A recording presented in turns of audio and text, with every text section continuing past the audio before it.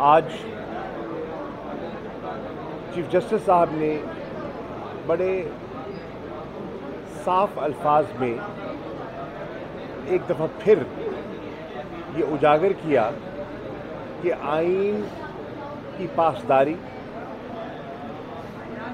और उसका दिफा उन पर लाजिम है। अटॉर्नी जनरल साहब को जो सवालात उठाए गए जवाब देने के लिए पूरा मौका फराहम किया गया।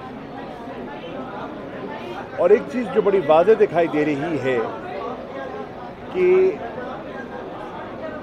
जो बेंच के सुन रहा है उन्होंने एक फ़ैसला वाज़ेह दिखाई दे रहा है कि वो मज़ीद कोई ताख़ीरी हरबे उनकी इजाज़त नहीं देंगे।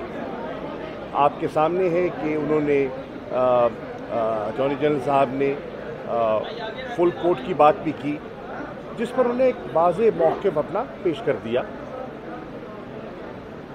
कानून और रूल्स को हवाला देते हुए कि ये बेंच है और यही बेंच इस केस को सुनेगा और फैसला देगा। मंडे की तारीख बढ़ गई है ग़ालिबन 11 बजे, तो हम तवक्को करते हैं कि जो सरकारी जवाब है जो कि चीफ जस्टिस साहब ने उठाए हैं उनका मुकम्मल और माकूल जवाब बरोज़ पीर आ जाएगा, ताकि इस केस को अपने मंतकी अंजाम तक पहुंचाया जाए और आवाम की तवक्कुआत के मुताबिक जो है इलेक्शन जो है वो मुनक़िद हो सके। जहाँ तक हमारी जमात का ताल्लुक़ है, हम आइन के साथ खड़े हैं।